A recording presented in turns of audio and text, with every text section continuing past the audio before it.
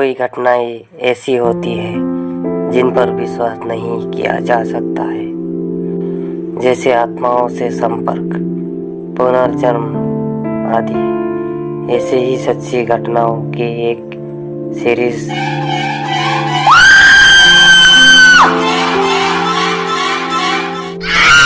भूत या प्रेत के बारे में बहुत से लोगों के बहुत से किस्से सुन रखे होंगे, लेकिन देखा किसने है। हालांकि कई लोग यह दावा करते हैं कि हमने भूत देखा है, हमारा भूतों से सामना हुआ है। यह भी देखने में आया है कि किसी के शरीर में कोई भूत समा जाता है, जिसे प्रेत बाधा से ग्रस्त व्यक्ति कहते हैं।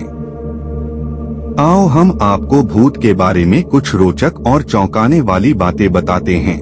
देश भर में ऐसे कई स्थान हैं जहां भूतों का साया होने का दावा किया जाता है। किसी जंगल में, पेड़ पर या किसी घर में भूतों के होने के किस्से आपको हर शहर के प्रत्येक मोहल्लों में मिल ही आएंगे।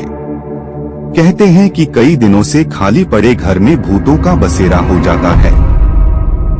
दरअसल भूत कोई भी इंसान हो सकता है, बस फर्क यह होता है कि उसके पास अब वह शरीर नहीं होता जो हाड़ मांस का बना है।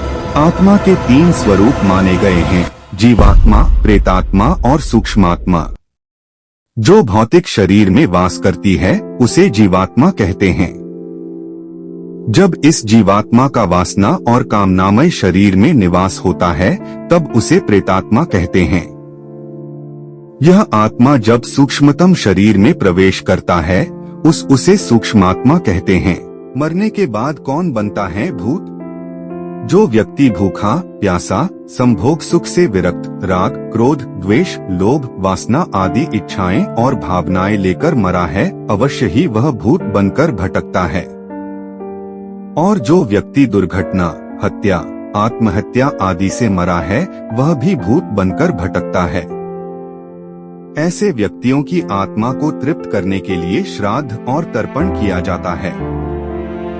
जो लोग अपने स्वजनों और पितरों का श्राद्ध और तर्पण नहीं करते वे उन अतृप्त आत्माओं द्वारा परेशान होते हैं।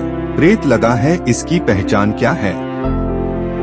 भूतादि से पीड़ित व्यक्ति की पहचान उसके स्वभाव एवं क्रिया में आए बदलाव से की जाती है। अलग स्वभाव परिवर्तन अनुसार जाना जाता है कि व्यक्ति कौन से भूत से पीड़ित है। भूत पीड़ा: यदि किसी व्यक्ति को भूत लग गया है तो वह पागल की तरह बात करने लगता है। मूढ़ होने पर भी वह किसी बुद्धिमान पुरुष जैसा व्यवहार भी करता है। गुस्सा आने पर वह कई व्यक्तियों को एक साथ पछाड़ सकता है। उसकी आंखें लाल हो जाती हैं और देह में सदा कंपन बना रहता है। पिशाच पीड़ा: पिशाच प्रभावित व्यक्ति सदा खराब कर्म करना है, जैसे नग्न हो जाना, नाली का पानी पीना, दूषित भोजन करना, कटु वचन कहना आदि। वह सदा गंदा रहता है और उसकी देह से बदबू आती है।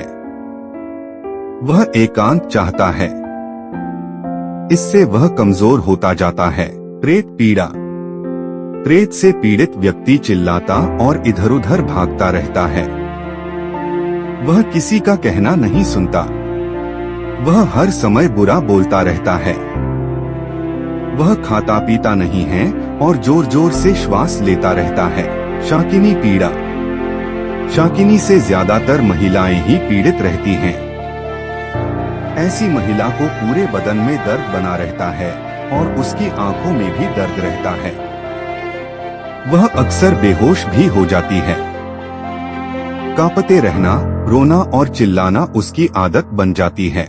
चुड़ैल पीड़ा: चुड़ैल भी ज्यादातर किसी महिला को ही लगती है। ऐसी महिला यदि शाकाहारी भी है तो मांस खाने लग जाएगी। वह कम बोलती लेकिन मुस्कुराती रहती है।